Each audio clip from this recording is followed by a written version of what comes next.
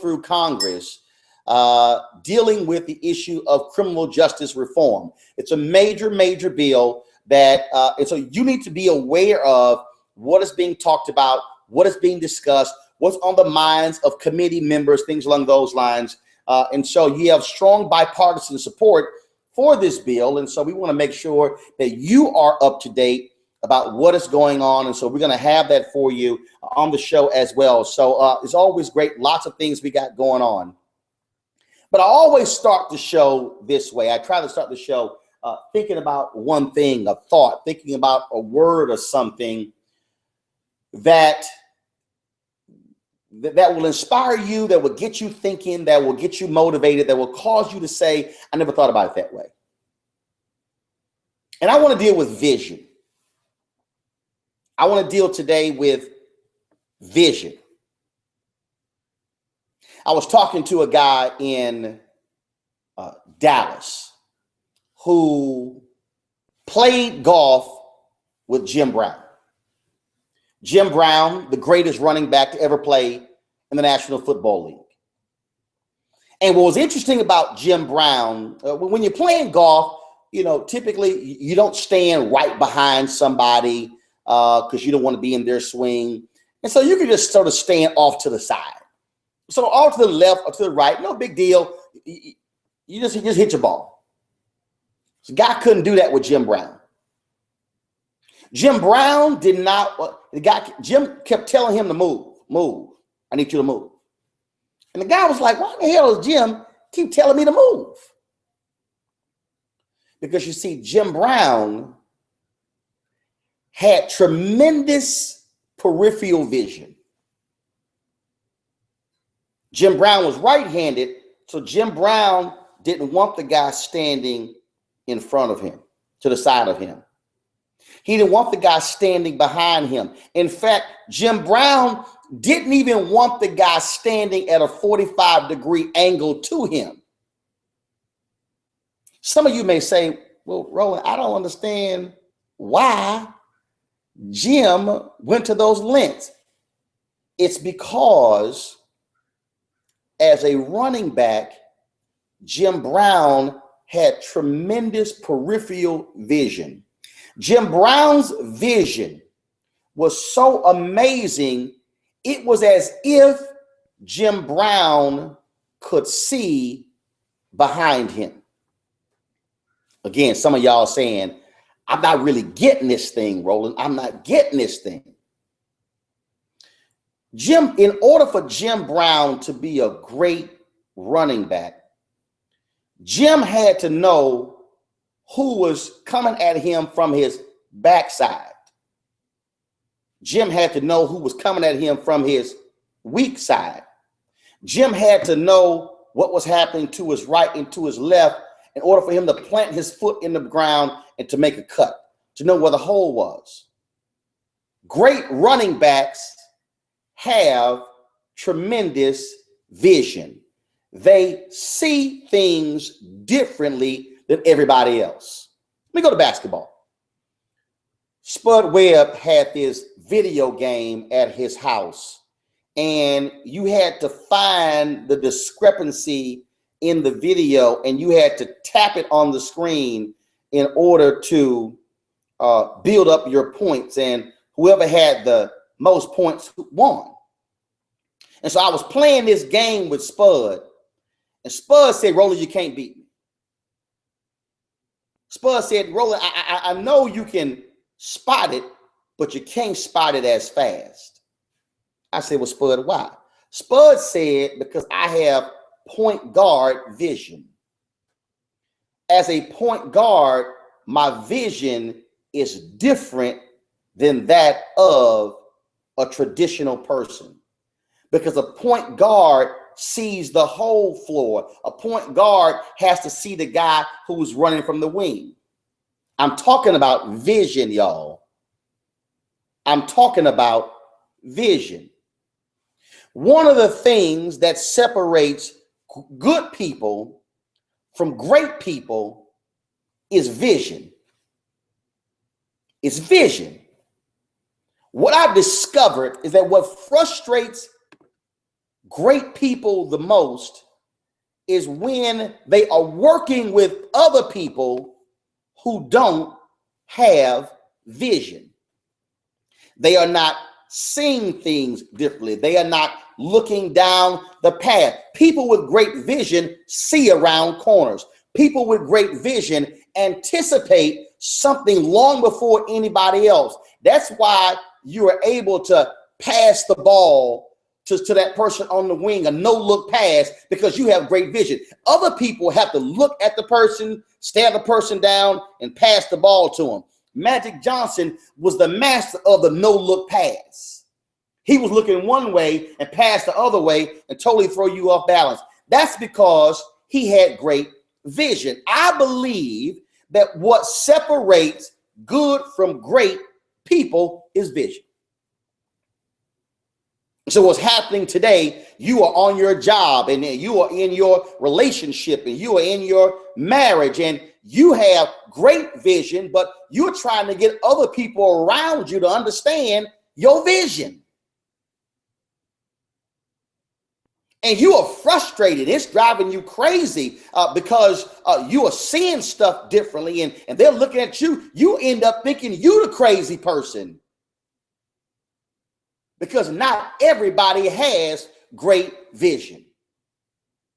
And what helps is when you have people you work with, people in your family, people at your church, people on your job. It's great when you have people who say, you know what? I ain't them. I'm not him. I'm not her. I don't have the vision they have. So you know what? I'm going to follow the person with the vision to go down that particular path. See, I need people to understand what their role is. And the problem we have today is too many people don't understand their role. Too many people are trying to play a separate role. If you're not the vision person, baby, that ain't you. So don't hate on somebody else who sees things differently, who can spot trends, or who can see something long before you. That's called vision. I don't believe, and I'm and some of y'all might disagree. I don't believe that vision can be taught.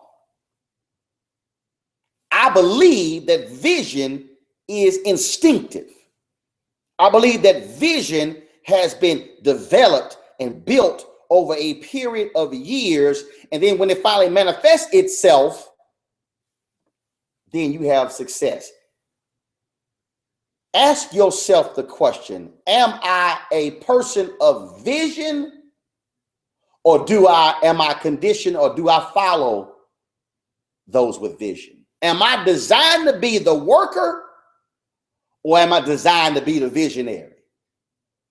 God knows what he put into you, but you got to recognize what lane you operate in. Are you a person of vision, or do you follow a visionary? That's my word for you today. Vision. This is Roland Martin Show. I'll be back in a moment. Y'all like that, huh? Was that a good word?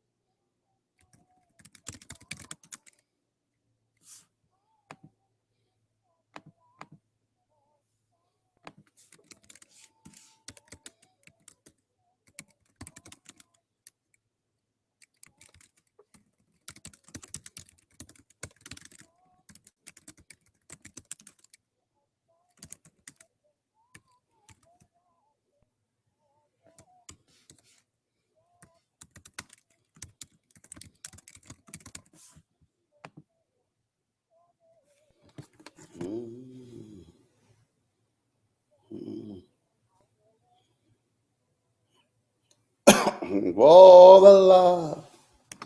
My bad, y'all. All that I'm giving is for the love of you. All right now.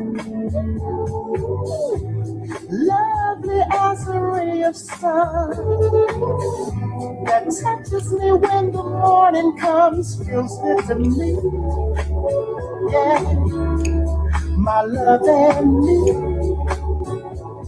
Well,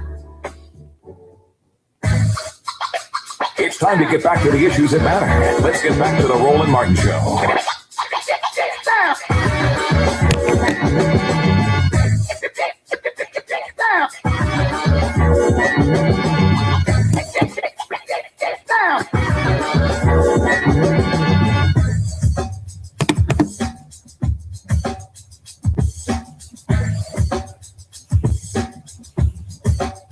Hey, folks, welcome back to the Roland Martin Show. I got somebody on the phone line.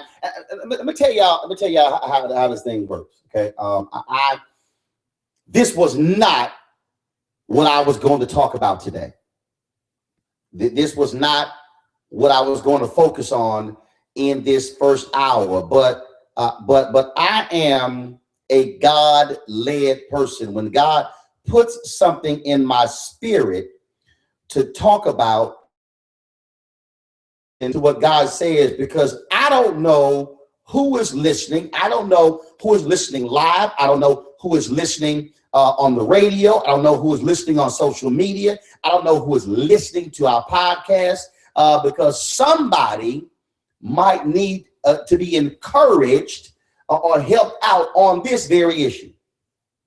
And so that's why I'm talking about vision, because see, it frustrates me.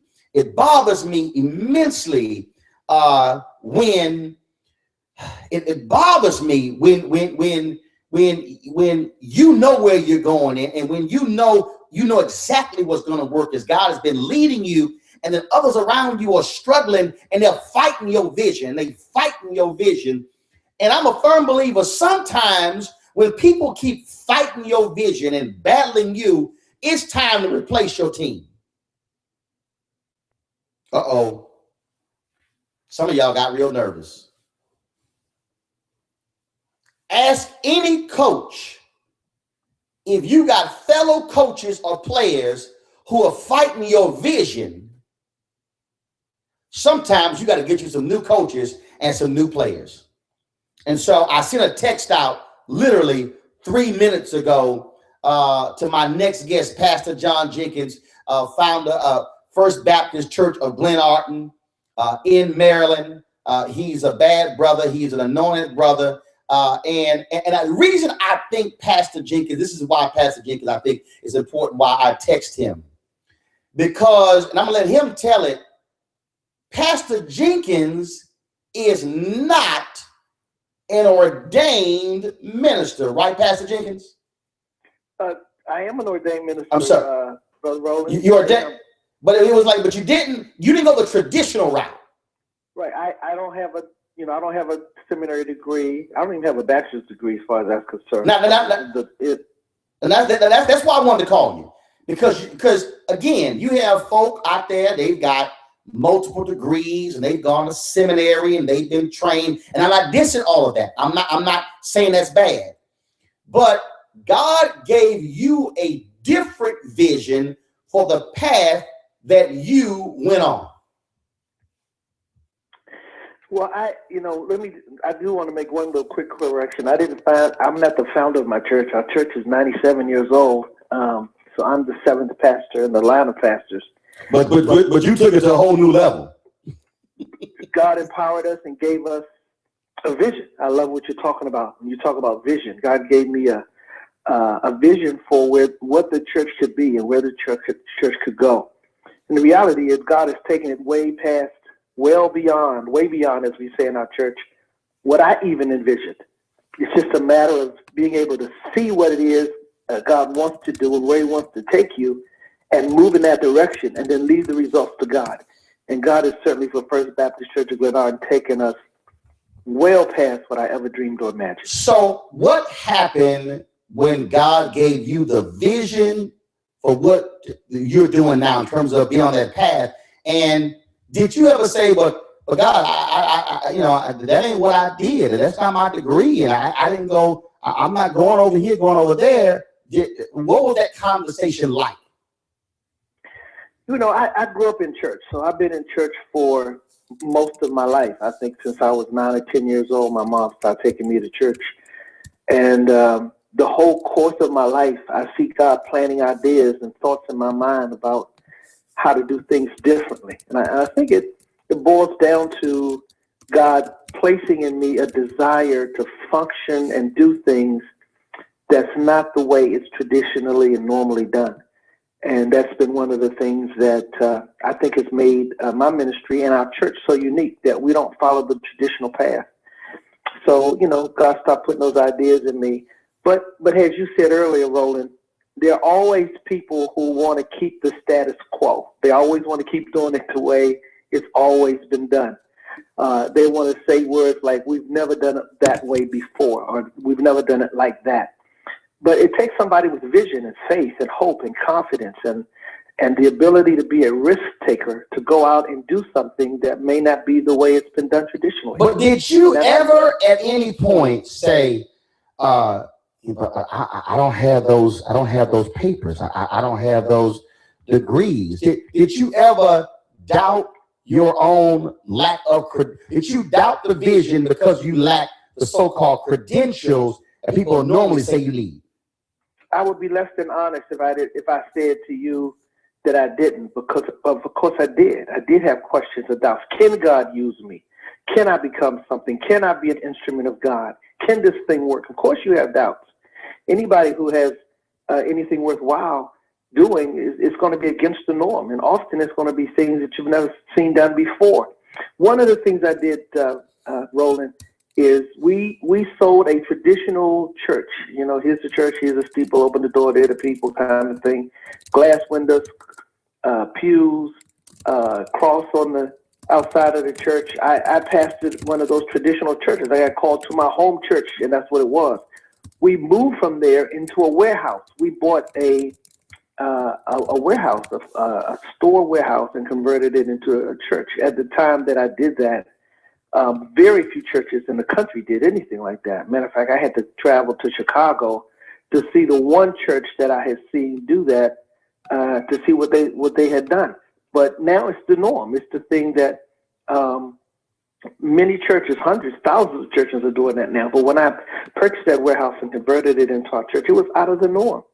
So, yeah, you have doubts. Yes, you have questions. Is this going to work? Are people going to follow me? Are they going to go down there to this new facility that doesn't look like a church? Yes, you have questions all the time. We also built our new worship center, seats 4,000 people in Upper Marlboro, and we built it ourselves. We didn't hire a traditional construction company to do it. We function as our own general contractor. Out of the ordinary, do you have doubts? Absolutely. So yes, you do, but you gotta walk by faith and not by sight. You gotta walk by what God tells you and how God inclines your heart, and not go by what you feel in your flesh. Your flesh is going to always question and doubt whether it can be done. Now, I got to ask you this here, because this is, and I'll be honest, this is what is frustrating to me. It is frustrating when you have a proven track record, when you have a vision, when you cast a vision, and then you got folk along the way who are fighting you and doubting you, and who want to go, can we just keep it the old way? Can we just be traditional? When you face that, did you try to teach them and encourage them, or did you finally reach a point when you say, you know what, I got to get me a new team? Well, Roland, I've done both. So I have, I always choose to take the route to try to educate and prepare people and open their eyes to what we're trying to accomplish. That's the longer route. It takes more energy, takes more time, but I always try to give those who are already on my team the opportunity to get with the vision. And, but you do come to a point that after a period of time, if they can't get with that vision, you're going to have to say it's probably best for us to part ways. And it's frustrating. It's frustrating because what people don't realize is when people are fighting the vision, they're actually hindering the progress. And then what they're also doing is they're also impacting the other folk around you. So now that disease can spread real fast. You know, in the book of Joshua, right after Joshua took over from Moses, Moses had died. Joshua takes the lead. And in the first chapter of Joshua, the people say, the leaders say, Joshua, the same way we followed and submitted to Moses' leadership, we're going to follow you. But then they said something very significant. They said, and anybody who doesn't follow you, we will take care of them. We will we will kill them. That's what it says in Joshua. We'll take them out. I don't suggest we're not going to do that. But we are going to have, you do need to have people on your team who will say to those who are not willing to get with the vision to say it's time for you to roll out. What I say is move them to their own divine good. So that's everybody who has a vision is going to face that. That's not unusual in life. I mean, anytime you have a vision, there's always going to be somebody who doesn't see it, who doesn't get it, who doesn't want to go in that direction. We'll try to get you to go, but if you don't want to go, if you can't see it, if you don't like it, if you don't think it's going to work, fine. Step aside. Let's put somebody else in that role, in that position, who's willing to try to make it work. Right. Try to make it roll. Pastor Jenkins, I appreciate it, sir. Thanks so very much. All right, buddy. God bless. You take care. Thanks a lot. Folks, we'll be back to Roland Martin Show in a moment. 736-7474 and talk to Roland Martin next. We'll be back.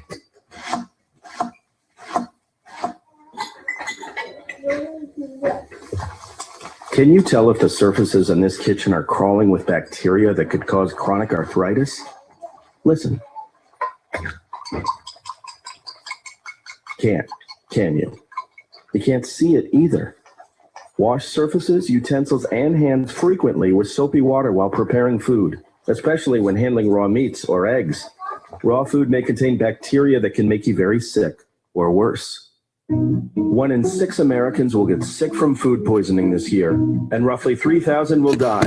But you can keep your family safer by cleaning with soap and water as you go. Learn more about this and other important information. That was Pastor John Jenkins, First Baptist Church of Glen Art. Foodsafety.gov. A public service announcement brought to you by the U.S. Department of Agriculture, the U.S. Department of Health and Human Services, and the Ad Council. Hey, there he is. How's it going? I'm having a stroke. Are you going to shake my hand or what? I'm having a stroke. Wow, you're not even moving your arm. I'm having a stroke. Are you okay? I'm having a stroke. Your face looks weird too. I'm having a stroke. Are you having a seizure or something? I'm having a stroke. When someone is having a stroke, they may not be able to say it with words, but their body language will tell you loud and clear. I'm having a stroke. You just need to know the sudden signs. Look for FAST, F-A-S-T. F, face drooping. A, arm weakness. Or S, speech difficulty. Then T, time. Time to call 911 immediately, because the sooner they get to the hospital, the sooner they'll get treatment. And that can make a remarkable difference in their recovery. Know the sudden signs. Face, arm, speech, time. Spot a stroke fast. Visit strokeassociation.org. Brought to you by the American Stroke Association and the Ad Council.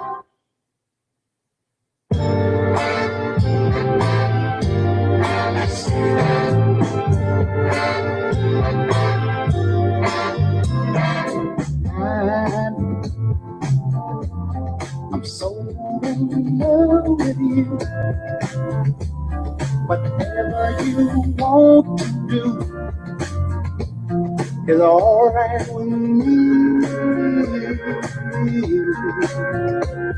'Cause you make me feel so brand new. And I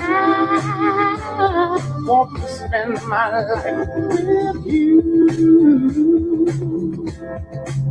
It's same, baby, since we've been together.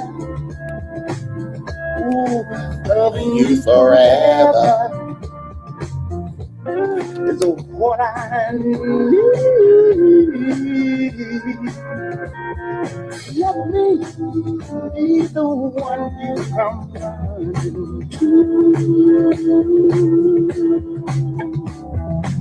I'll never be untrue. Oh, baby, let's stick together. Loving you weather. And the good and bad, happy and sad.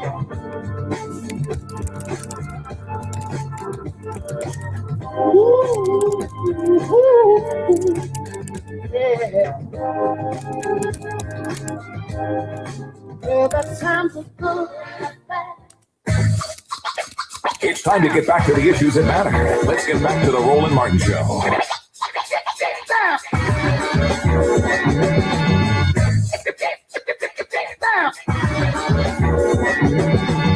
Hey, folks, welcome back to the Roland Martin Show.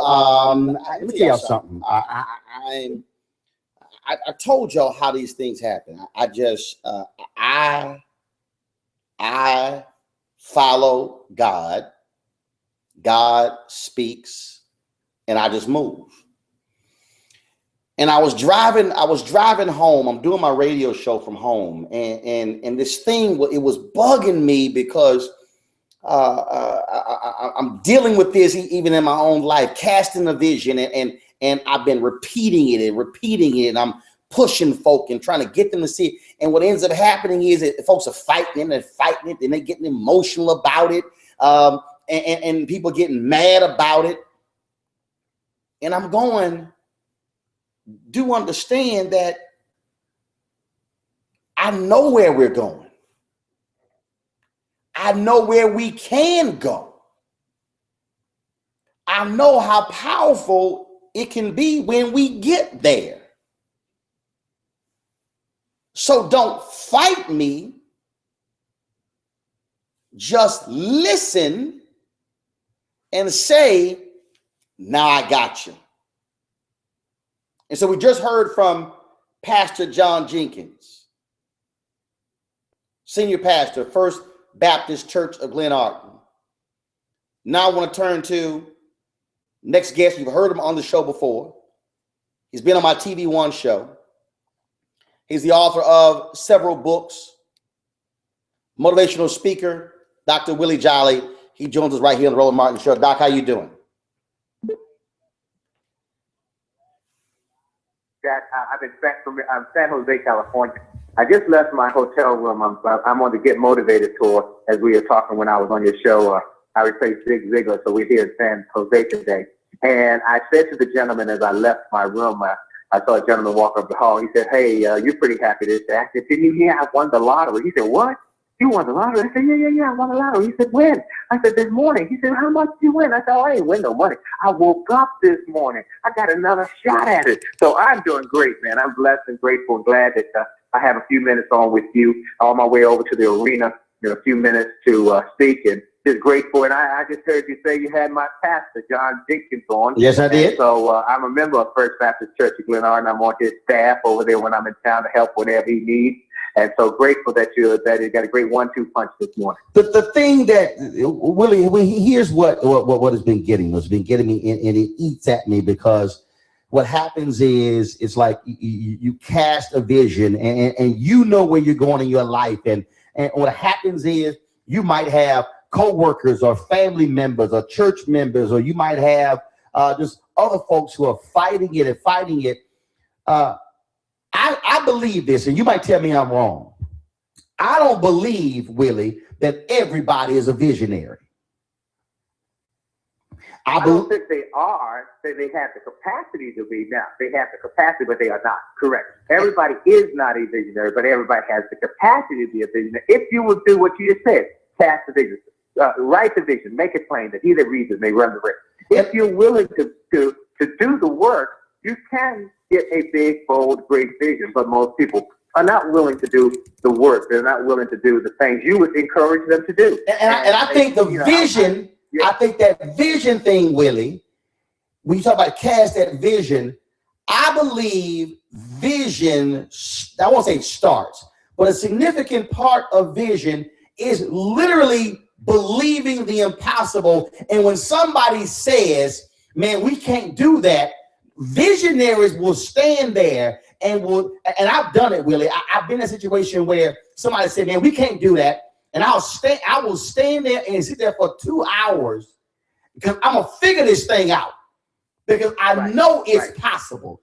Visionaries always know that what is possible, what others say is impossible. Absolutely. I saw a great quote on the plane here yesterday.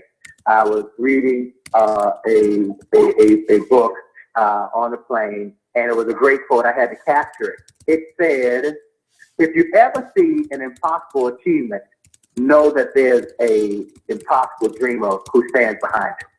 So it would not happen without that person dreaming it.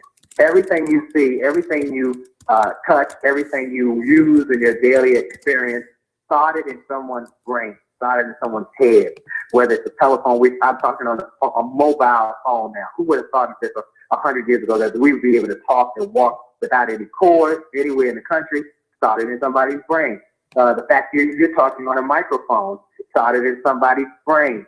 This whole network that people can hear over the airwaves, information that will change their lives, started in somebody's brain. So it starts with that thought, that thing. And, you know, Dennis Kimbrough, my dear friend, said, first the inner, then the outer. First the thought, then the thing.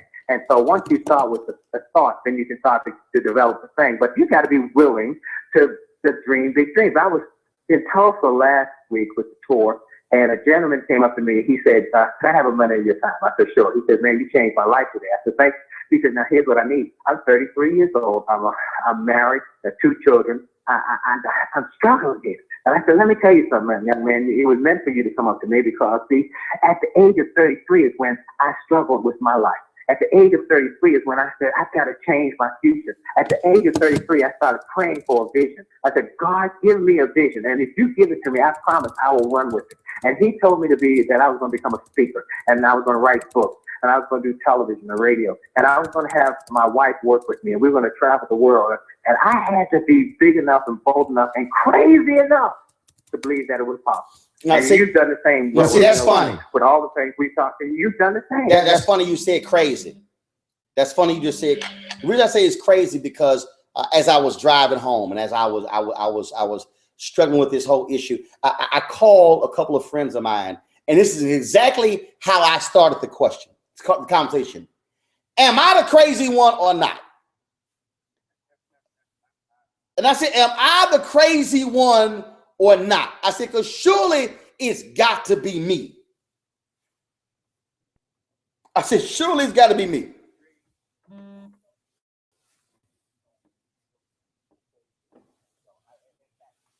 In fact, if y'all can't, Roland, first of all, I got to give you a big shout out because I was on his show and Roland said, Willie, check this out. So we were on the radio show and he put up one phone and then he put up another phone and he put up a computer. He said, I'm getting ready to put this on Periscope, put this on Meerkat. And I said, man, he done turned my life around. So now when I do the Get Motivated, I use Periscope. All my speeches are now broadcast on Periscope because of Roland. Thank you, my brother. And so now I'm using these technologies to reach people. I have a Monday night message that I give on Periscope or Google Hangout. All of these new ways of doing it is crazy thinking. And I say at the end of my Get Motivated, if you join Periscope and follow me today, you'll hear it. I say at the end of that speech, I say, only those who attempt the ridiculous achieve the spectacular.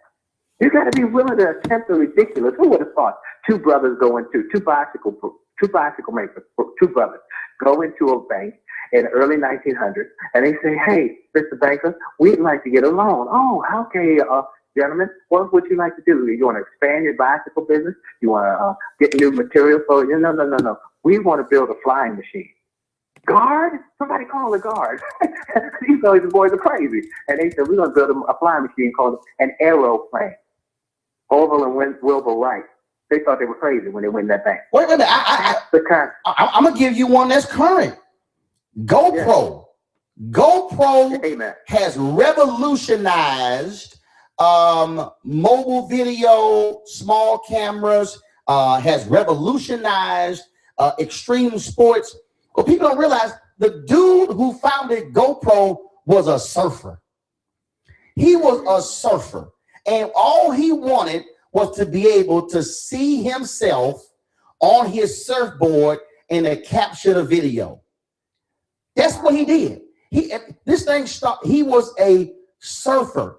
That's all he was. He did not set out to create this multi-billion-dollar company.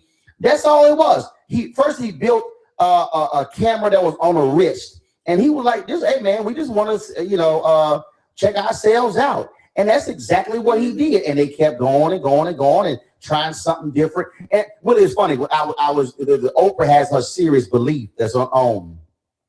And I was in New York last week for the screening in New York. And man, as I'm watching it, I had to catch myself because I stopped listening to it and I was mesmerized by the cinematography and this camera angle and this shot. And it was like, what camera did they use? And it was this, and literally, and what people don't realize was I'm visualizing my next project.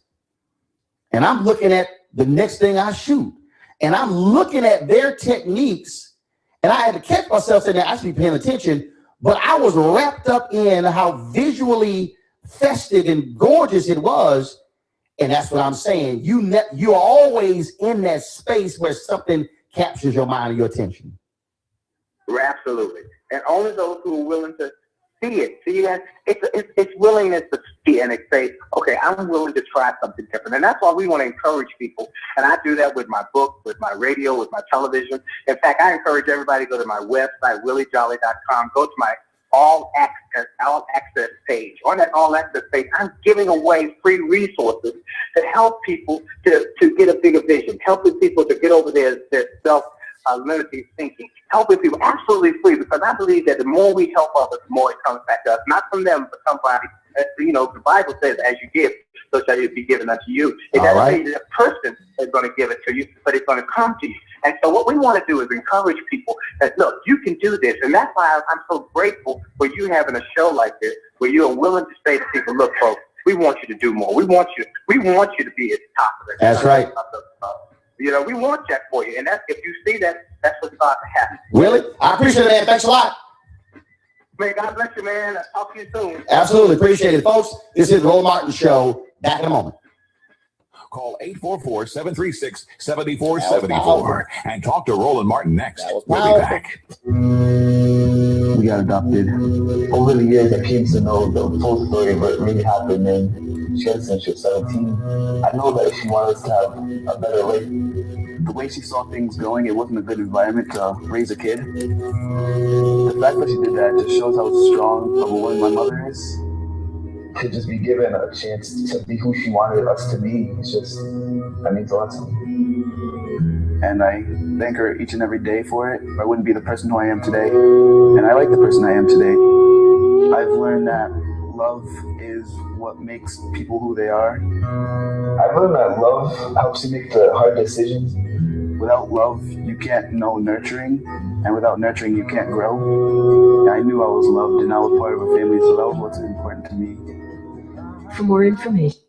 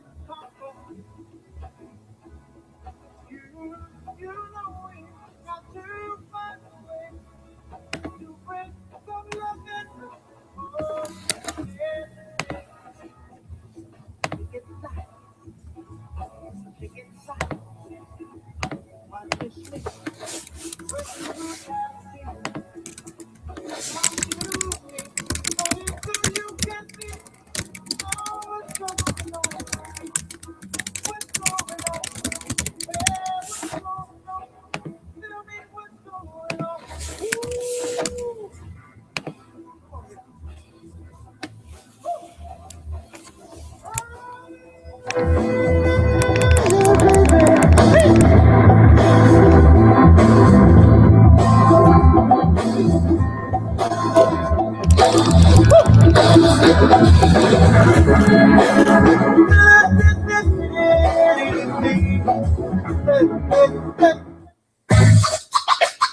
time to get back to the issues that matter.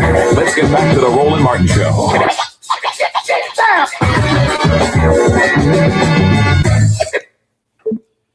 Hey, folks, welcome back to the Roland Martin Show. Number to call is 844-736-7474, 844-736-7474. Are you one of those folks, you have been struggling with your vision? Have you been struggling with following somebody else's vision? Love to hear from you. Give me a call, 844-736-7474. Or how did you overcome opposition to your vision and it led you to success? Love to hear from you as well. Let's go to Latrey calling from Atlanta. Latrey, you're on the Roland Martin Show. How you doing? All great. Wonderful. Glad to hear it. It's a privilege to be on. I've been following you on Twitter and Facebook since the Black Enterprise Summit. Okay, cool. Yeah. All right. Phenomenal. I appreciate it. So what's your question? What's your thoughts? Comment. I am loving this topic that you put out there because so many people are vision carriers, and that's wonderful. It's great. But sometimes the vision carriers forget that they have to follow a vision first. So I'm so happy that you put this out there because that's what qualifies us to carry out the vision that we are carrying. And unfortunately, the graveyard is still the richest place in the world. Still the richest place in the world because so many visions are buried there. My question is simply this. For those who are in the struggle between having the vision, following the vision rather, and pushing on their own, what tip would you give somebody? Because that's where I am. Okay, repeat that again for me. Sure. For the people who are stuck between having followed a vision and launching out with the vision that they have, you know the struggle that comes between the two. I got you. What tip would you give somebody to help them keep going? Because that's where I am. Okay, so let me try to unpack this as best that I can. When it comes to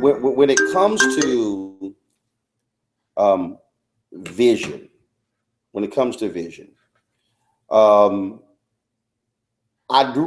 I follow Habakkuk 2. Habakkuk 2 says, write the vision down, make it plain.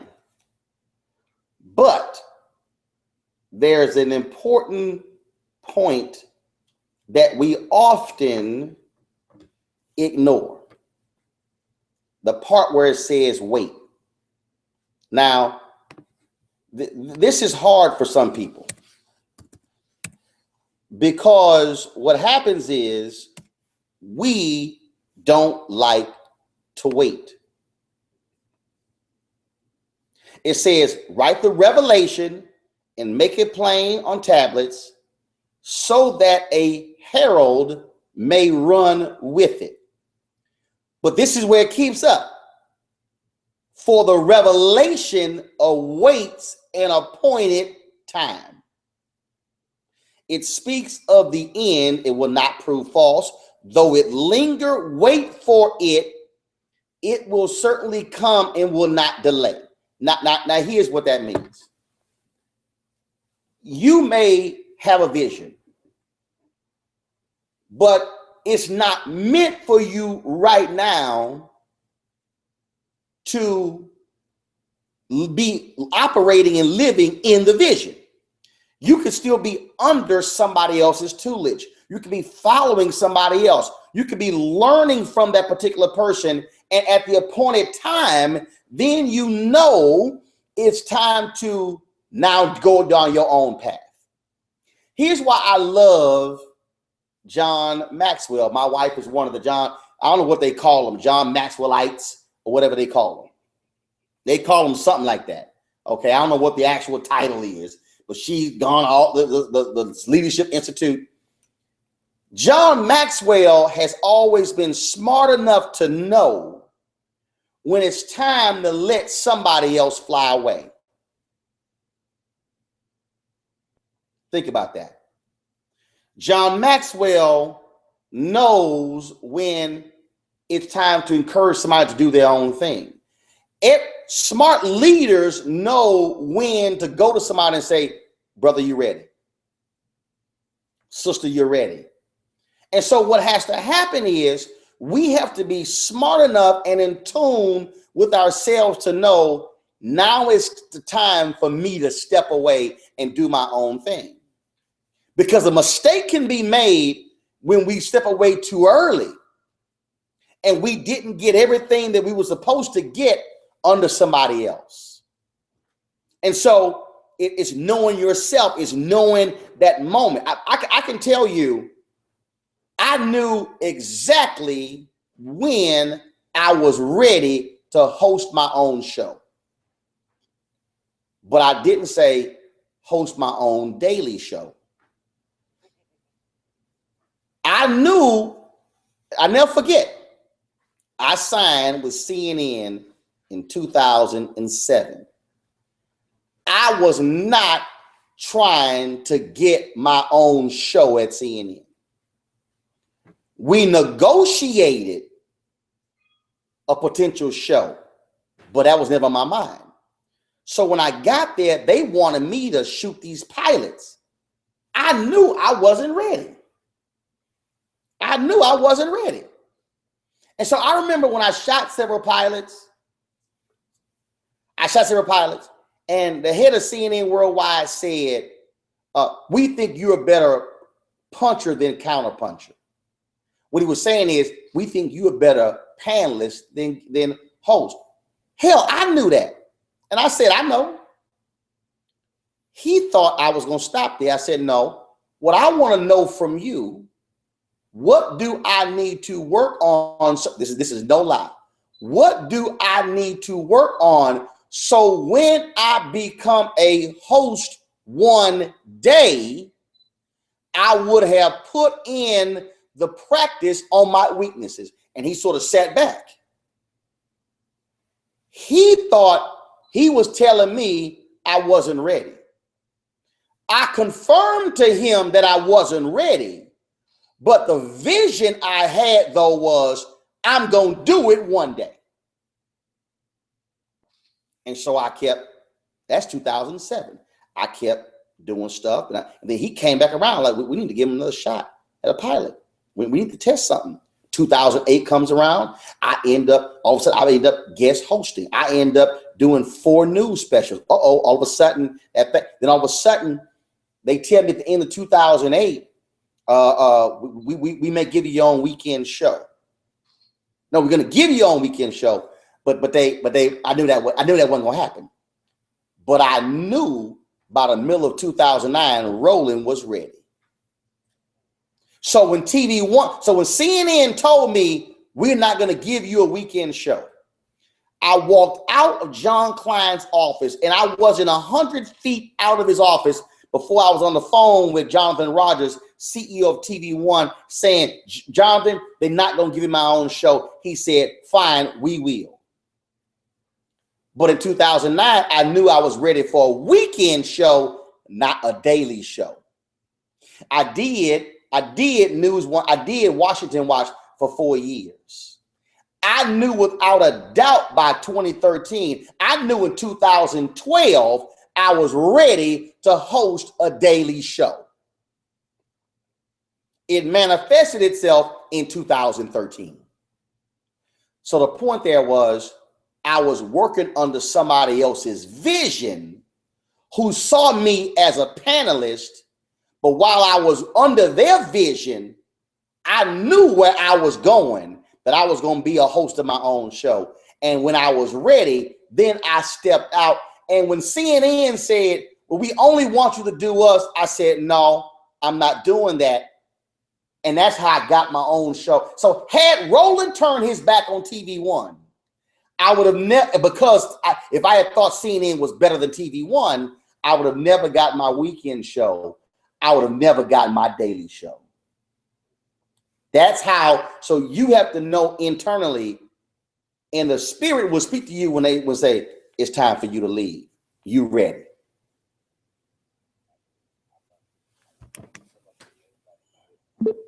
No problem, bro. Appreciate it. Thanks for calling. Thanks a lot. Folks, number to call, 844-736-7474. I'm talking vision on the Roland Martin Show. This was not what I was going to discuss, but it seems like y'all really want to hear about this. Give me a call, 844-736-7474 on the Roland Martin Show. Back in a moment.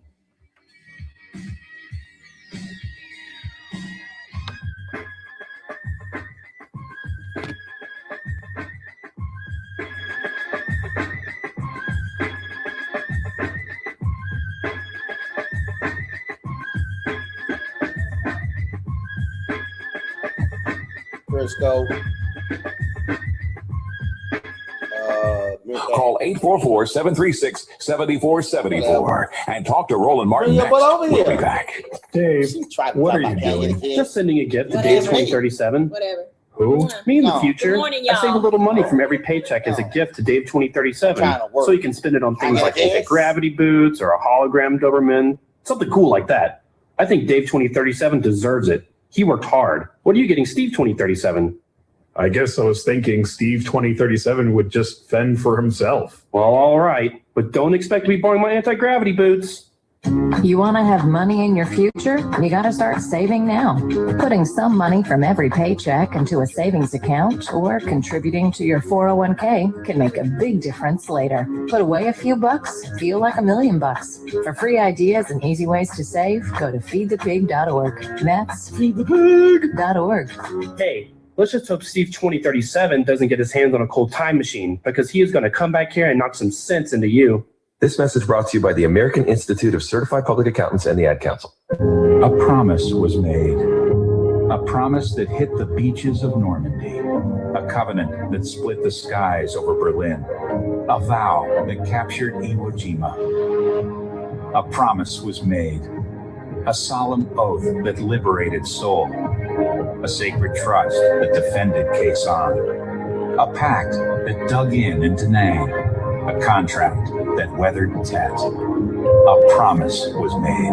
A pledge that stormed the desert in Iraq. A bond that patrolled door to door in Fallujah. An IOU that braved IEDs in Kandahar. A promise was made to America's veterans. A promise we all must keep. DAV fights for all veterans and their families so they get the health care, financial benefits, and support they earned. If you're a veteran who needs help or you'd like to help us keep the promise, visit DAV.org.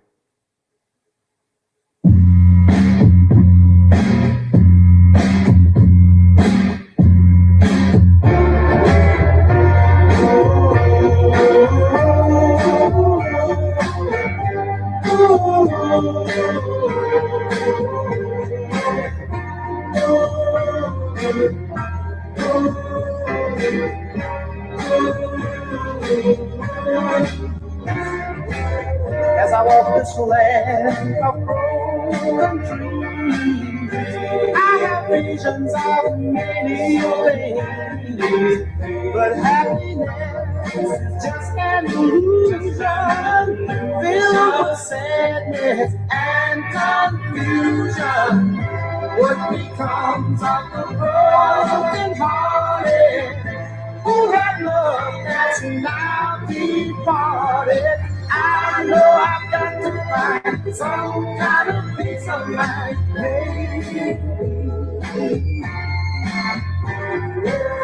The roots of love grow all around, but for me they come a tumbling down. Every day heartaches grow a little stronger. I can't stand this pain much longer. I walk in shadows, searching for light. Cold and alone, no comfort inside. Hoping and praying for someone who cares. Always moving and going nowhere. What becomes of the broken broken-hearted, who had love that's now departed. I know I've got to find some kind of peace of mind. It's time to get back to the issues that matter. Let's get back to the Roland Martin Show.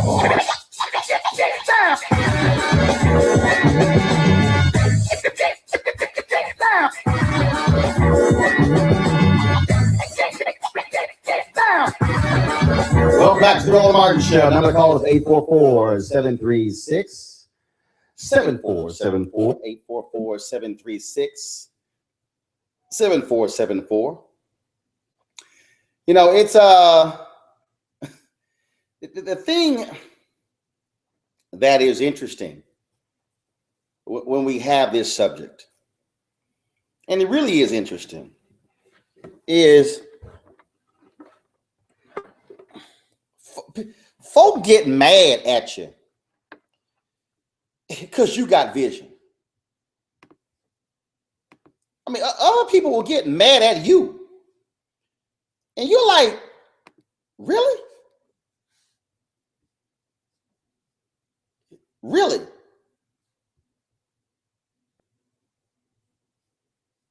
Really? And it's crazy because, as Willie Jolly said,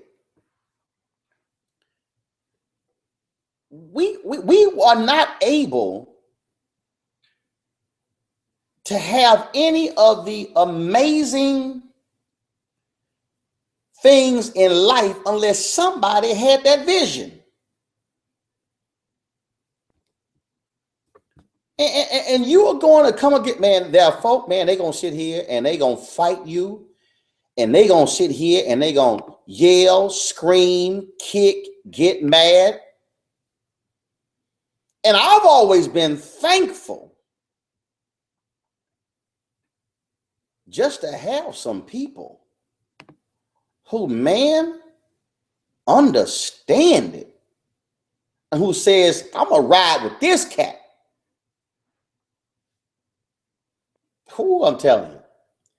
844-736-7474. Gina, San Diego. Gina, you're on the Roland Martin Show. How you doing? Great. What's your comment? Well, I want to, first of all, thank you for the scripture earlier, too. That was definitely a needed follow-up there.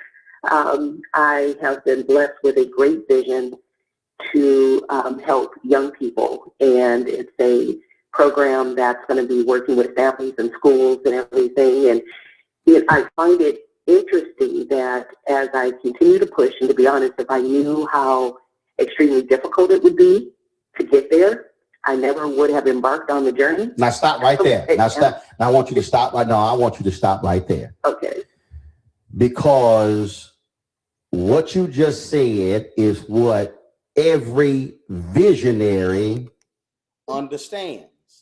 Every visionary you are not a visionary if you never come to the realization that, man, if it was going to be this hard, I wouldn't have done it. Because that is the first sign that this was something that was so big that even my mind could not understand how it was going to happen. That always happens. And so if you never come up against that, you ain't had a big vision. But go right ahead. Go right ahead. Formation, by the time that I put together the business plan, I found myself in a situation where I had to go back and do some research on some of the things I'd written, because it was very divine. You know, I'm sitting there and I'm going like, oh, that makes sense. So it surprised me. But, you know, as I move forward in this, one of the things that you were mentioning earlier is, you know, being up under someone. And as I try to reach out, you know, to get more mentors or to try to open avenues to get in there, it's one of the struggles that get to be there. And I'm really praying for the patience piece, because there's days where, you know, tossing in the towel and going back to mainstream would just be like, okay, you know what, I can do that in like a matter of a day. And of course, you get a lot of encouragement from people to do that. Maybe later, maybe something else, but there's been so many miraculous doors open that it's just like, no, that doesn't sit right in my spirit. I really need to keep moving forward. But that becomes the biggest encouragement there is to, okay, you know what, go back to, your main street. I manage an accounting department. It's not really your area. But it was my life path. It's a part of my testimony that the dream, the vision was birthed out of. And so, the thing is, it's like trying to reach out for those people is the part that I guess I still kind of struggle with, because it just seems that if people have that passion to want to help, and especially with this particular program, it's going to help young people in a proactive way rather than waiting till they're older or that they've already had trouble in life. We want to be like a life mentor for young people. And it's like, how, if this is important to everyone, if everyone can tell me that they see the benefit and the advantage, and that they have the ability to lend a hand or at least a reasonable suggestion, not just make a phone call, telling you, oh, well, you need to call this person and that person. Okay, I've got 15 million things on my list. Can you give any genuine impact? Or if they see you moving forward, there's some kind of block that happens that is intended to pull you back. It's like pulling into that trust factor is a struggle. Getting that right mentor that can help you learn the things you don't know. Right now, it's kind of a struggle. And it's kind of one of those things that you go, okay, how do you get the entry into that bridge that helps you with that? I want to trust this person, but there's been enough times where people have either smashed or taken part of what they thought was good that it's like, I don't really want to share any of this with anybody, but at the same time, I have to in order to get to that next. Here, first of all, you're absolutely right. It's always difficult when you are trying to trust somebody else with your vision. But see, that's also where discernment comes in. Where discernment comes in is, I really do this. I really pray for God to send people into my life for the right reasons. I literally see. I just don't believe in. I believe if you're gonna get a specific blessing, you need a specific prayer. I literally will pray, Lord, remove the obstacles that are in my way that's preventing me from doing your will. Lord, give me the insight. Let me know. I'm about to blow you away. This is a true story. This is when I say this is a true story. I still get chills thinking about it. I was in Atlanta. This had to be 2001. It probably was 2000. I had been working on this project for major broadcasting cable network, which later became the Family Channel, which later became sold their assets to Gospel Music Channel. And I was working with these guys on this project, and they were looking to raise millions of dollars for this LLC. And we were sitting in a penthouse in the Four Seasons, and it was two guys there. And one of them I already knew was shady, and the other one I didn't know. And I was sitting there, and this is no lie. I'm sitting there, and literally, my entire body goes into this wrenching pain. I'm thinking I'm about to have a stroke, a heart attack. I'm about to die. I'm talking about unbelievable pain. I could barely move. I'm sitting there. I can visualize it. I'm sitting in this chair and God says, I need you to leave. I need you to leave.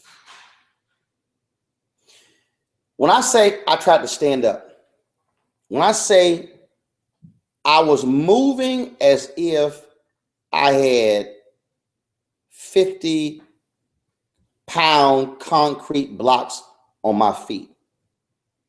And I'm making my way down the hallway. I'm making my way to the elevator. I make my way to valet. I am in intense pain. I am praying unceasingly. I'm like, Lord, let me just get to this hotel, my hotel room. I'm praying. Girl, I finally get to the hotel. I can barely move. And I get to the hotel. And I go to my hotel room, and all I can do is to grab my Bible. And now here's the other piece I need you to understand. And I'm gonna go to a break right now.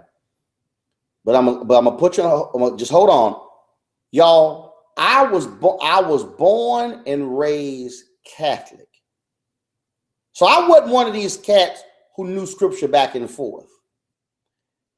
I literally opened my Bible and turned to a scripture that spoke to exactly what happened. When we come back, I'm going to tell you the rest. We're talking vision on the Roland Martin Show. Back in a moment.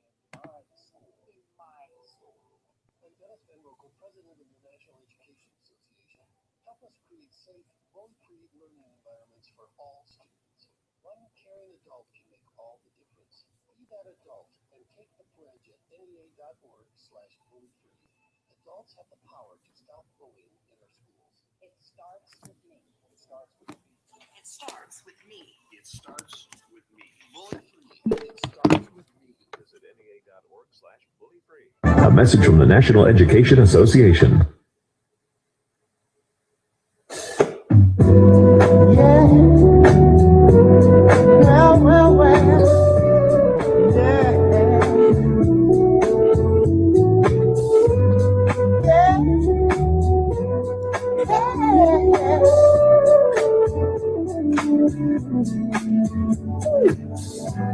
Drifted on a memory.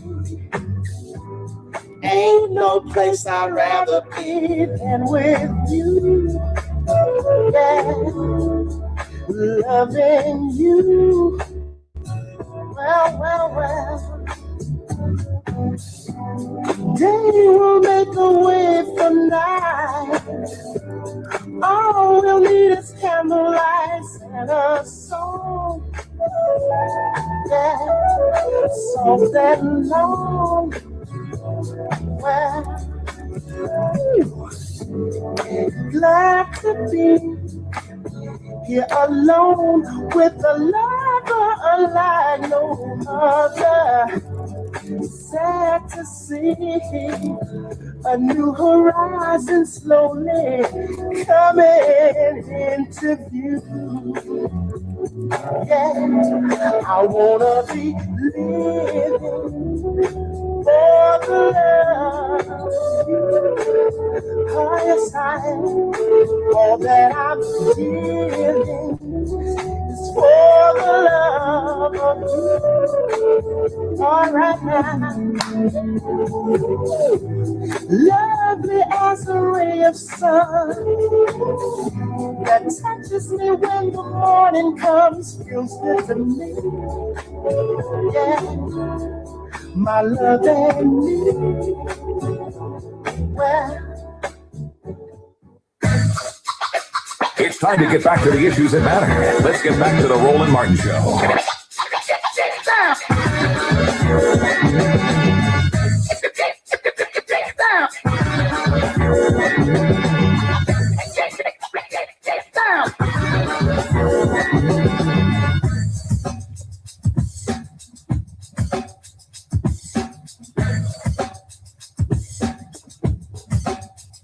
Hey folks, welcome back to the Roland Martin Show. We've been talking about vision. We've been talking about these things that we go through in this world. We talk about again following the vision, and sometimes we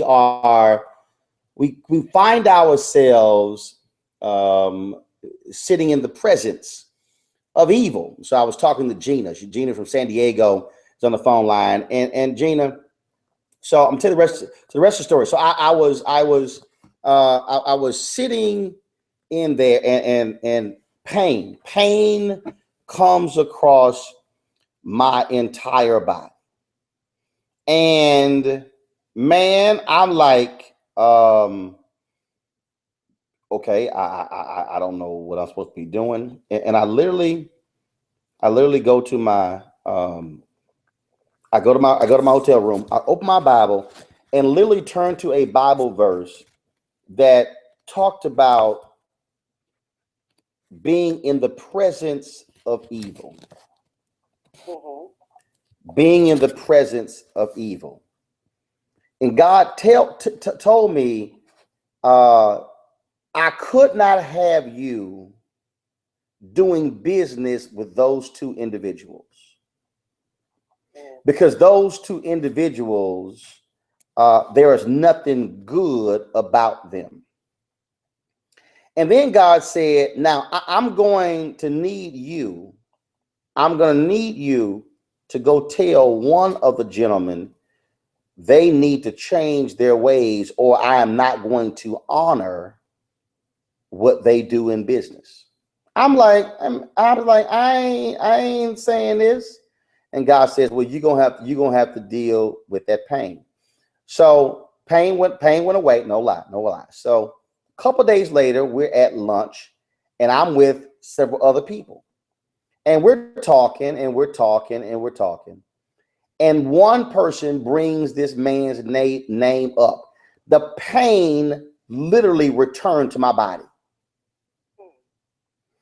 And I was supposed to go to New Orleans the next day for a journalism conference. And God said, you might want to go have that conversation before you leave, or that pain will be with you.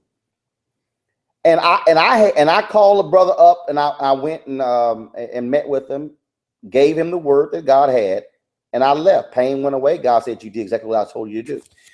Now I followed that brother, and I followed the other brother who was in the room. And shady stuff has always followed both of them. And so I thank God for removing me from their presence, and he kept me from being involved in some nonsense. I say all of that to tell you that one of the things you should always do before you meet with somebody, and when you meet with somebody, is, Lord, give me a sign, speak to me. Is this somebody I should be talking to? How much should I reveal in dealing with them? That I can tell you, even now, I come across people and I'm like, no, I can't trust them. And the discernment is there, but we must be willing to listen to it and see. Sometimes our brain is saying, yeah, but they got great connections. God said, no. No, but they know the right people. No, boo, don't go. Because what happens is you start following your head versus the spirit, what ends up happening is then you get into trouble and you like, man, if I had just listened. My sister, same thing happened with her. Her husband, my sister told her husband, don't hire them people. Mm-hmm. Don't hire them people. But no, it's great. It's great. It's great. But my sister said, okay. Now my sister's a praying woman. She said, okay, I'm gonna keep praying. Them people almost led that boy to jail. When it came to stuff in housing. My sister, but had he listened to my sister, he would not have gotten himself in the trouble he got himself in. That's why it's also who are the people around us, who is in our circle, who are the people. Some of them call them armor bearers, some of them call them prayer warriors, some of them call them counselors. That's the other thing as well, because having those people to also lean on, all of that helps you, I believe, when it comes to casting your vision and trying to make it plain. Right. That's true. That's so right about what you just said, because a lot of times I will open up to, well, I know this person and I know what their connections are, I know what their professional background is, and they sound like they're interested in supporting, and so you just kind of get into it with them, and then either you are met with a little bit of odd attitude. Mm-hmm. Like, well, yeah, I have the key that you need, I'm not going to hand it to you. Or just something goes completely out of whack. Yep. That's not the right way. There you go.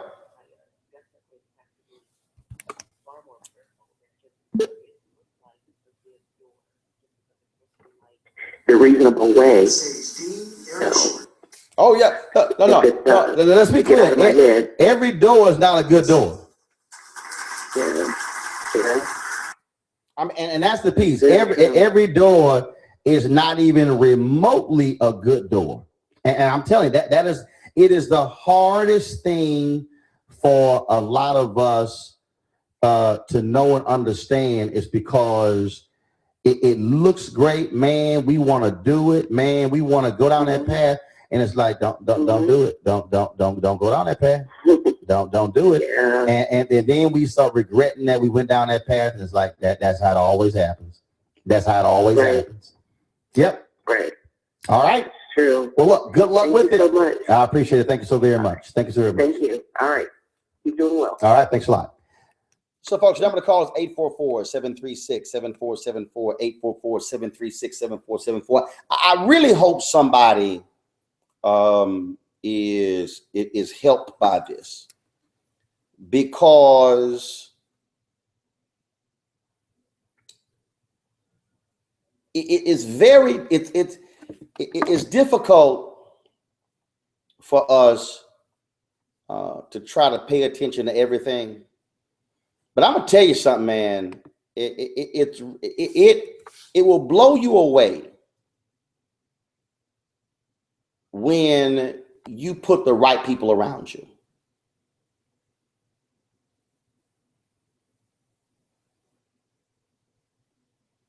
The right folks around you. And I just really believe that there's somebody who is listening. You've got a great idea for a business, for a nonprofit.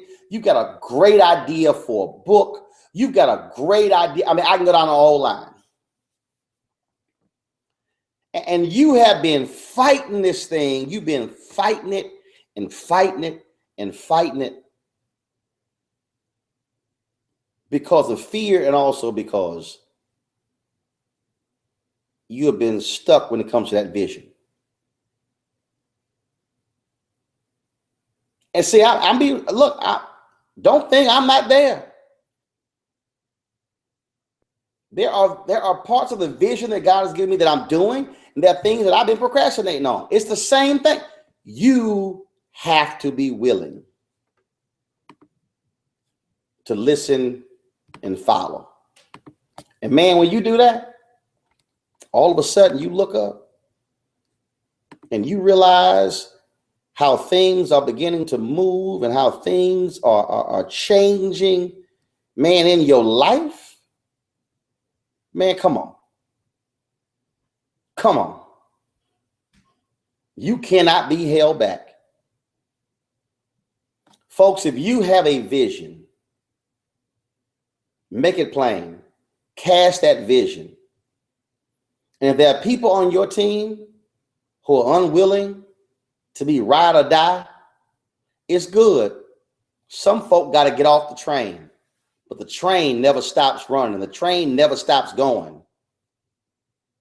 You just pick up some new passengers. This is Roland Martin Show. Back in a moment.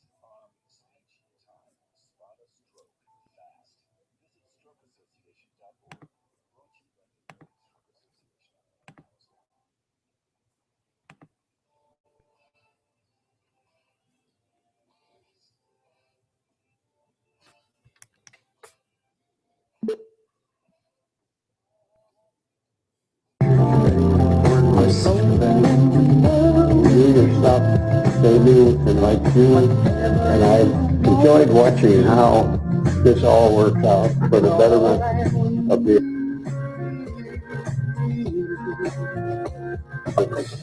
And through all those years,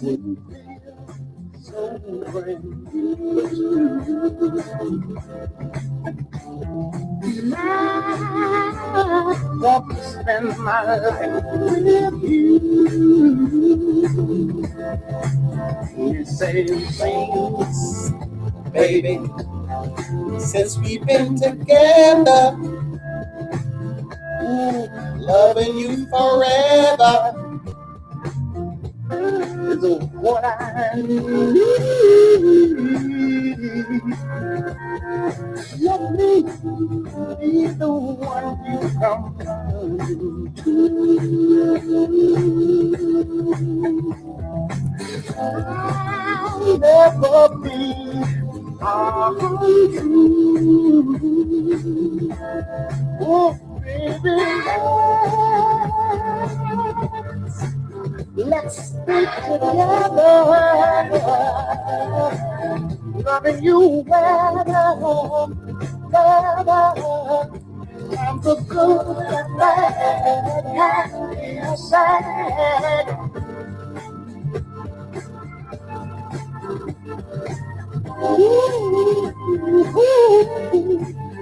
Yeah. Goodbye. It's time to get back to the issues that matter. Let's get back to the Roland Martin Show.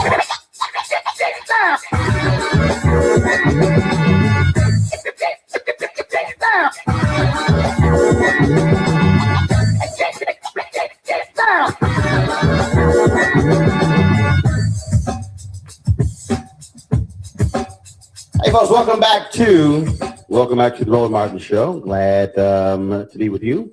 Man, great conversation there. You can always hit me up, of course, on social media at Roland S. Martin. That's my Twitter handle.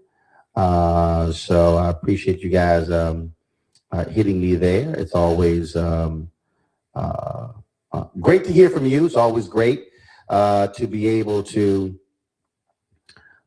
break down what's happening all across the country. It's great to really have sort of this dialogue with you about these various issues. Yesterday we talked about the criminal justice system, and we were talking about prison and things along those lines. And later in the day, after we get off the air, the United States Senate, they actually heard some testimony dealing with the bill that deals with sentencing laws and the prison system reform and mandatory minimums, changing those as well. So about 8 folks testified: former Attorney General, former Deputy Attorney General. We had Hillary Shelton with the NAACP. But I got to play this for y'all because there's this woman named Heather McDonald with the Manhattan Institute who also testified. And the stuff that she said was crazy. But I also want y'all to know that this is the same place. This is the same place where John McWhorter works. And she made some unbelievable arguments. And I just think you need to understand the kind of stuff that your senators are hearing about this very issue. And so I want to play them. I'll play Hillary Shelton speaking as well. But here's Heather McDonald of the Manhattan Institute yesterday before Congress talking about these sentencing reform, mandatory minimums as well. Unbelievable. Here you go. To address you today. I want to examine the broader political context of the Sentencing Reform and Corrections Act. We're in the midst of a national movement for de-incarceration and decriminalization. That movement rests on the following narrative. America's criminal justice system, it is said, has become irrationally draconian, ushering in an era of so-called mass incarceration. The driving force behind mass incarceration, the story goes, is a misconceived war on drugs. As President Barack Obama said in July in Philadelphia, quote, "The real reason our prison population is so high is that we have locked up more and more nonviolent drug offenders than ever before for longer than ever before," end quote. The most poisonous claim behind the de-incarceration movement is that our criminal justice system is a product and a source of racial inequity. The drug war in particular is said to be infected by racial bias. Mass incarceration is allegedly destroying Black communities by taking fathers away from their families. Finally, prison is condemned as a gross waste of resources. Nothing in this dominant narrative is true. Prison remains a lifetime achievement award for persistence in criminal offending. Drug enforcement was not the driving factor in the growth of the prison system, Violent crime was and is. Since 1999, violent offenders have accounted for all of the increase in the prison census, and they were the predominant factor before then. Violent crime is also the reason why Americans' prison population is larger than other countries. The U.S. homicide rate, for example, is 7 times higher than the combined rate of 21 Western nations plus Japan. The most dangerous misconception about our criminal justice system is that it is pervaded by racial bias. For decades, criminologists have tried to find evidence for that bias, and they have always come up short. In fact, racial differences in criminal offending account for all of the racial disproportionality of blacks in prison. The drug war was not a war on blacks. It was the Congressional Black Caucus that demanded a federal response to the 1980s crack epidemic, including more severe penalties for crack trafficking. The demand for suppression of open-air drug markets continues today. Go to any police community meeting in Harlem, South Central Los Angeles, or Anacostia in Washington, D.C., and you will hear some variant of the following plea. We want the dealers off the corner. You arrest them and they're back the next day. Such voices are rarely heard in the media and indeed not often in the halls of Congress. Incarceration is not destroying the black family. The black marriage rate was collapsing long before incarceration started rising in the late 1970s.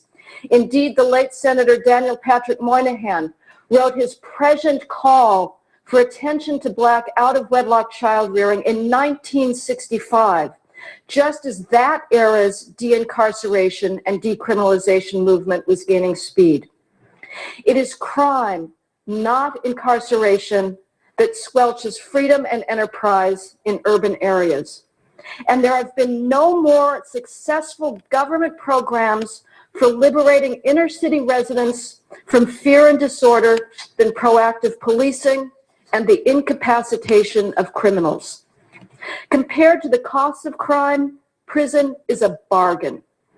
The federal system spends about $6 billion on incarceration. The state spent $37 billion in 2010 on institutional corrections. The economic, social, and psychological costs of uncontrolled crime and drug trafficking dwarf such outlays. To be sure, the federal drug penalties are not sacrosanct. But though all sentencing schemes are ultimately arbitrary, our current penalty structure was arguably arrived at empirically through trial and error. Sentences were increased incrementally in response to the rising crime rates of the 1960s and 1970s. Those rising crime rates were themselves the product of an earlier era of de-incarceration and decriminalization. Sentences lengthened until they took a serious bite out of crime in conjunction with the policing revolution of the 1990s.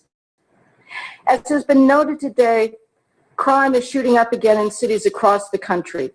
Police officers are backing away from proactive enforcement in response to the year-long campaign that holds that the police are the greatest threat facing young black men today.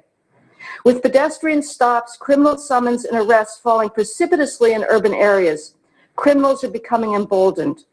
While I do not think that the current crime increase is a result of previous changes in federal sentencing policy, it behooves the government to tread cautiously in making further changes. However, I unequivocally support the productive activities component of Section 202 of the Act to the extent that it aims to engage all prisoners in work. And I also support the supervised release pilot program of Section 206, though it needs some tightening up to faithfully implement the swift, certain, and fair principles which inspire it. In closing, let me say that the committee could provide an enormous public service if it could somehow rebut the myth that the criminal justice system is racist. Thank you for your attention. Okay. Mr. Coleman. Okay, I really hope y'all, did y'all just hear that? I want y'all to understand. Here's why I played that. I played that for a reason.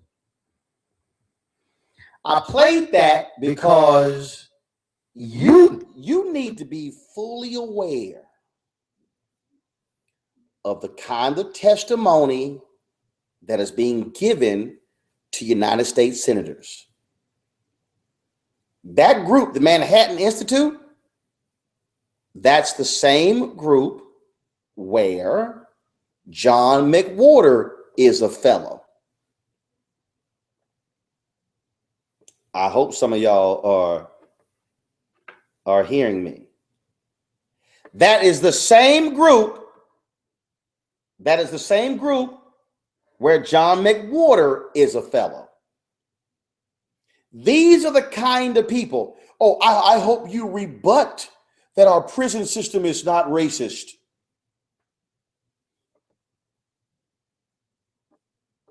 Really? That's what she said. That is what she said. I'm telling y'all, it amazes me when a lot of us are not paying attention to what is being said on Capitol Hill, what is being discussed on Capitol Hill. Man, y'all better pay attention. I'm trying to tell you. You better pay attention. Woohoo! What she said is unbelievable. When we come back, I'm going to play for you, frankly, somebody with some common sense, Hillary Shelton of the NAACP. That way you'll get to actually hear what he said. Also, I will play for you some comments by the former Attorney General under President Bush, Michael Mukasey. You need to be aware of what's being said to your United States senators. This is Roland Martin Show. Back in a moment.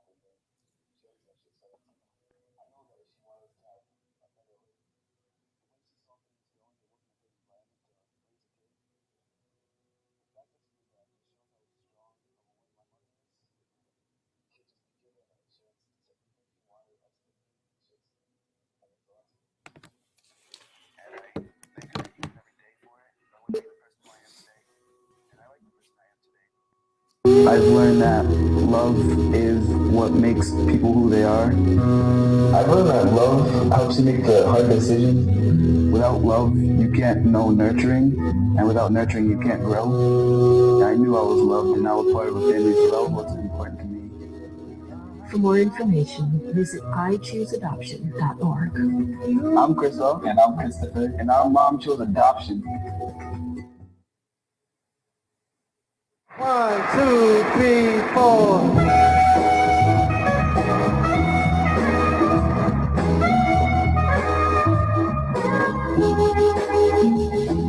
Mother, mother, there's too many of you crying. Brother, brother, brother, there's far too many of you dying. You know we've got to find a way to bring some loving. Yeah. Father, Mother, we don't need you estimate. For nothing happens, for only love can conquer. You know we've got to find a way to bring some love in. Oh, yeah. Take it nice, take it soft, punish me with brutality. Talk to me, honey, so you can see how it's going on with going on? Hey, what's going on? Tell me what's going on. Woo! Come on, Nick. Woo! Oh, baby.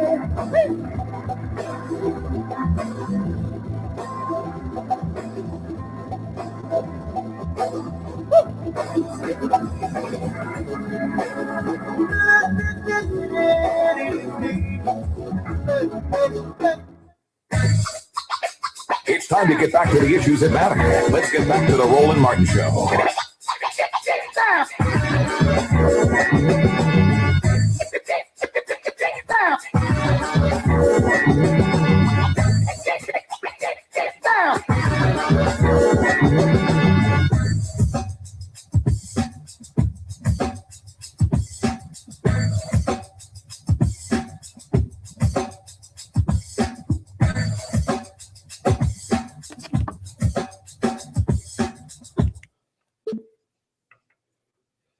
Hey, folks, welcome back to the Roland Martin Show. Welcome back to the Roland Martin Show.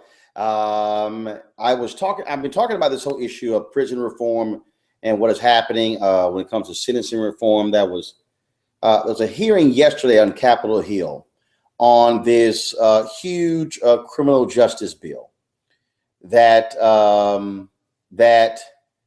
is significant, and I just thought it was important for us to hear from others who are testifying. And here is Hillary Shelton of the NAACP. Good afternoon, Chairman Grassley, Ranking Members Leahy, members of the Sustained Committee. I appreciate the opportunity to provide you with thoughts and opinions of the NAACP on the very important issue of sentencing reform. My name is Hillary Shelton. I'm director of the NAACP's Washington Bureau and serve as Senior Vice President for Policy and Advocacy. Our nation's criminal justice system, of which sentencing policy is an integral part, is not working. Despite the fact that Americans are being discriminated at high rates, we are not seeing an equivalent drop in crime, that is, incarcerated high rates. Too many people are being locked up for too long of a nonviolent offense, and they are not getting the support they need to become productive members of society, either in prison or once they're released. Furthermore, the racial disparities which exist among people who come to contact with our criminal justice system has led whole communities, as well as many, many others throughout our nation, to lose faith that the system is fair and unbiased. Too many Americans are being convinced that justice is not blind when it comes to race and ethnicity. 2.2 million people are currently in our nation's prisons or jails, or approximately 1 in every 110 adults locked up in America today. Today, there are more than 205,000 people in prison alone, a growth of almost 800% since 1980, when changes in our nation's sentencing laws began to be enacted. Too many of those who are incarcerated are in prisons and jails for nonviolent offenses. In 2014, violent offenders represented 53% of those in state prisons, yet only 7% of the federal prison population. The rapid increase in incarceration is especially disturbing to the NAACP, since more than 60% of men and women currently incarcerated today are racial and ethnic minorities. For African-American males in their 30s, 1 in every 10 is in prison or jail on any given day. Despite making up to 13% of our nation's overall population, African-Americans comprise 30% of offenders convicted of an offense carrying a mandatory minimum sentence in 2014. The question as to why racial and ethnic minorities are overrepresented among those who are incarcerated is as complicated as it is important. The NAACP is committed to reducing not only the overall number of those incarcerated, but also the disparity of those who are put into prisons or jails. Thus, the NAACP was pleased when the introduction of S-2123, the Sentencing Reform and Correction Act of 2015, occurred. Not only does this legislation address some of the more prominent flaws in our sentencing policy today, but by its very bipartisan nature, the legislation speaks to the overwhelming severity of the problem and the acknowledgement by all that something must be done. Specific elements of the legislation which is supported by the NAACP include a reform of mandatory minimum sentences for prior drug felons, including 3 strikes you're out, a broadening of the existing safety valve and the creation of a second safety valve, the retroactive application of the Fair Sentencing Act, the promotion of successful reentry, juvenile record sealings and expungement, a prohibition on solitary confinement for juveniles, and a requirement that the Attorney General establish and enforce procedures for individuals who undergo background checks for employment to challenge the accuracy of those federal criminal records. The NAACP feels that S2123 is a good start. Yet more can and should be done to reform the criminal justice system and the sentencing policies of our nation.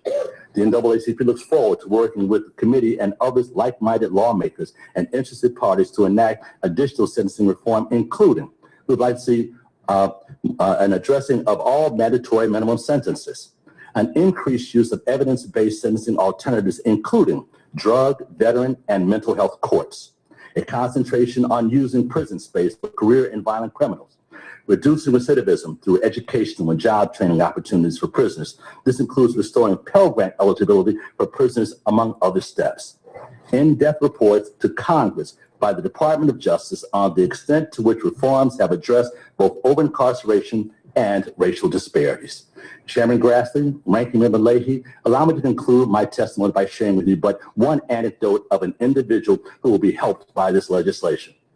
Mr. Alton Mills has served 22 years of a mandatory life sentence for enacting as a street-level courier in a crack cocaine conspiracy.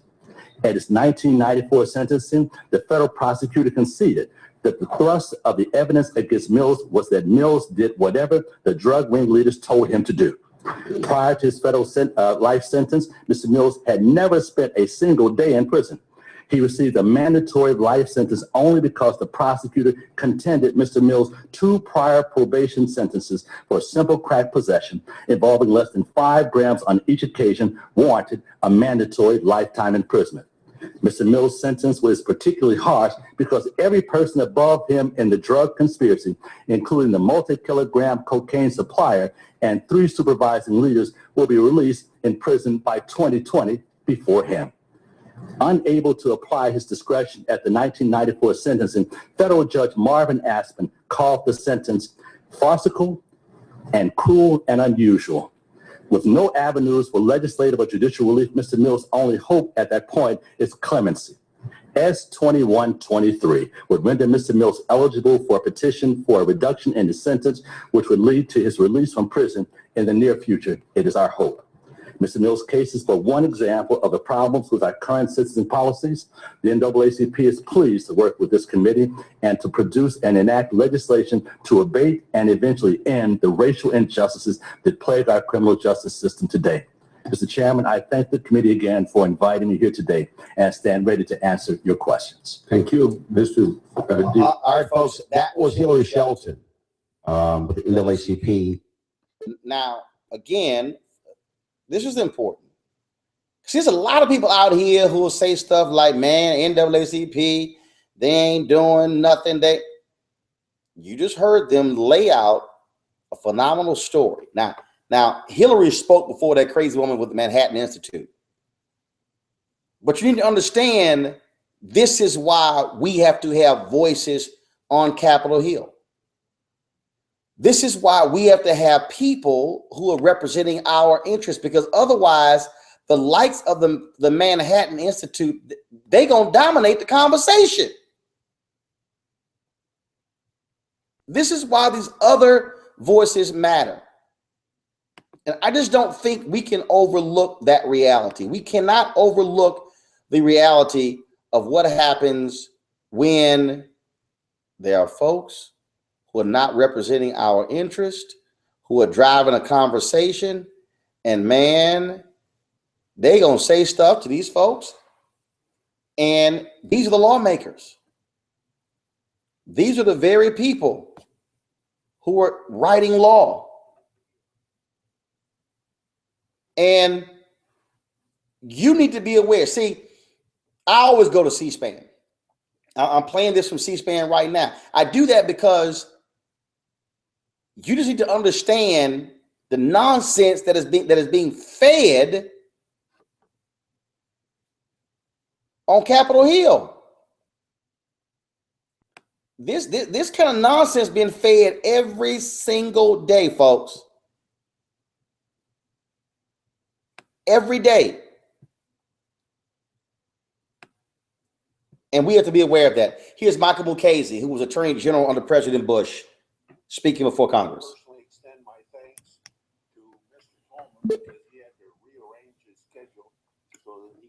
Today.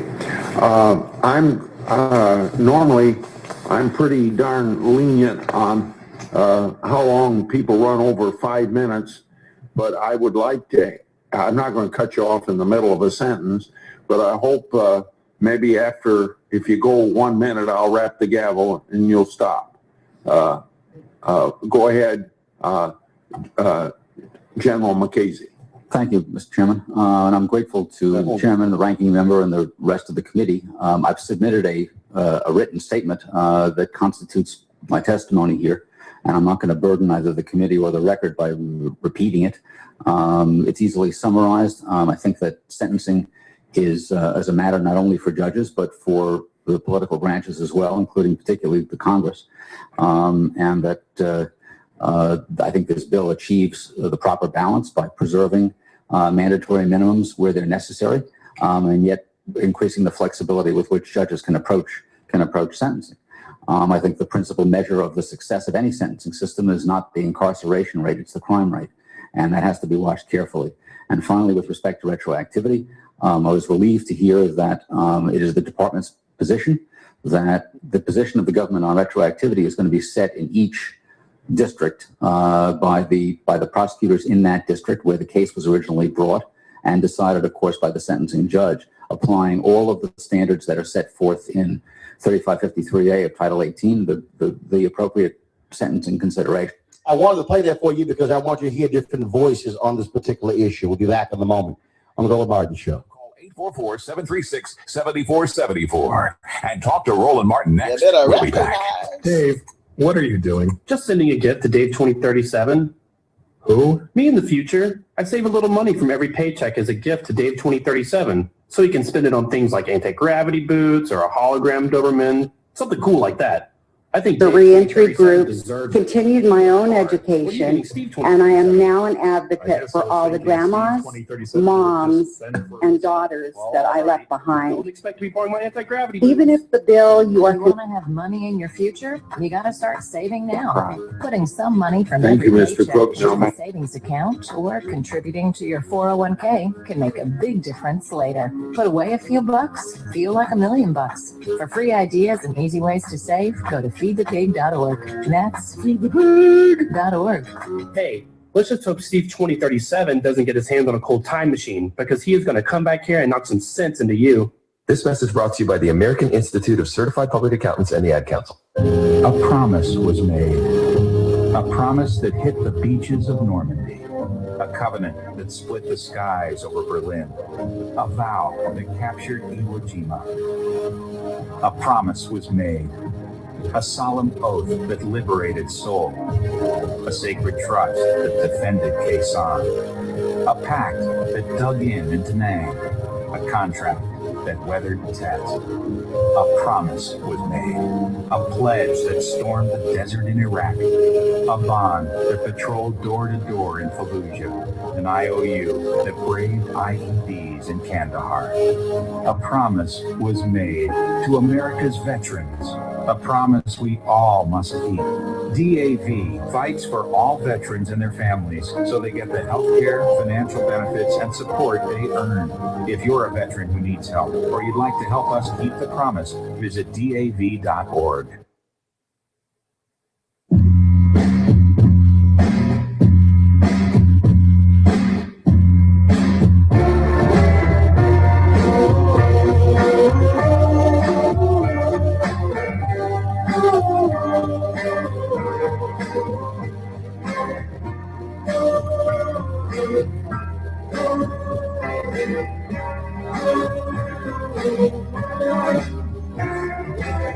As I walk this land of gold and free, I have visions of many things, but happiness is just an illusion, filled with sadness and confusion. What becomes of the broken hearted? Who had love that's now departed? I know I've got to find some kind of peace of mind. Hey.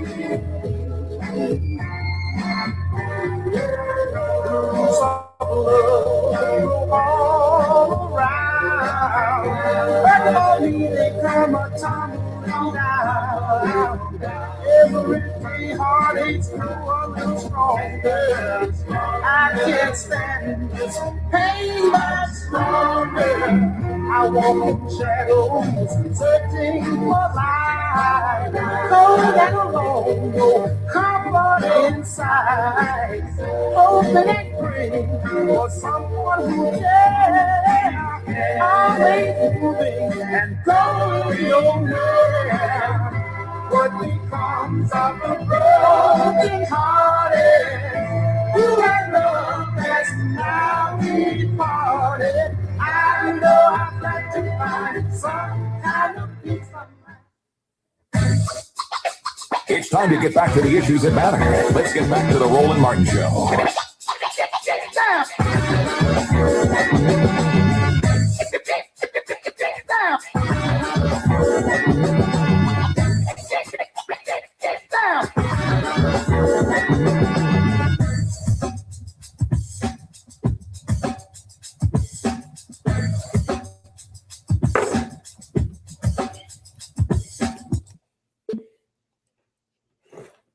Hey, folks, welcome back to the Roland Martin Show. Glad to be with you on this day. Hey, so I was, before we went to the break, I was playing for you some testimony before the Sentencing Laws and Prison System Commission before the United States Senate. There are a couple of other voices I think is critically important. Also this hour, I want to talk about this notion of why are we so afraid that there are differences between white people and black people? Uh-oh.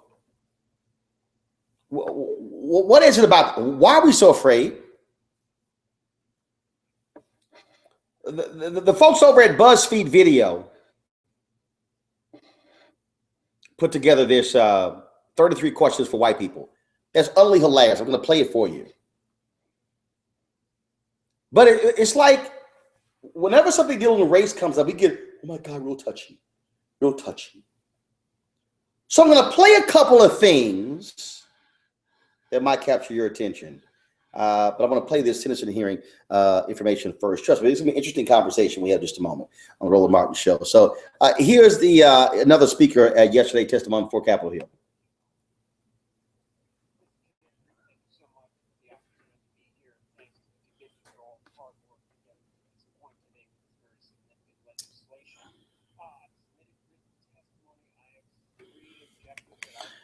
The guy who is talking right now is with the Sentencing Project. Those three are first, I think, Mark Marr, Executive Director of Sentencing outcomes Project. for public safety if this legislation is enacted. Second, we'll see more rational and effective sentencing decisions that are possible. And thirdly, we'll address racial ethnic disparities in the use of incarceration. Let me just elaborate a bit on each. In the area of public safety, I think it's become quite clear that we're well past the point of diminishing returns in terms of what we get for public safety through incarceration. And much of that is a function of the fact that it's long been known that offenders age out of crime. The 20-year-old robber is much less of a risk to public safety by the time he turns 30, 35, or 40 or so, and this is true more or less across the board. So what happens is that for each successive year that we keep people in prison, as those risk factors are starting to decline, we're getting less public safety that we produce through incarceration, and it's coming at an increased cost. As offenders age in prison, it costs more to keep them there, largely because of healthcare costs that are produced. We have empirical data that support reports the impact of excessive incarceration. Last year, the National Research Council of the National Academies of Justice had convened a panel of 20 of the leading scholars and practitioners in the field of criminal justice and incarceration. They produced a massive report looking at these impacts.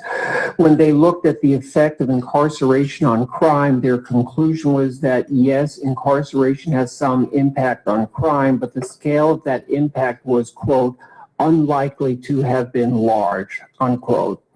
I think this measure will also help to produce public safety by giving us a better balance of criminal justice resources. We saw in 2007 when the Sentencing Commission adjusted its sentencing guidelines for crack cocaine offenses, then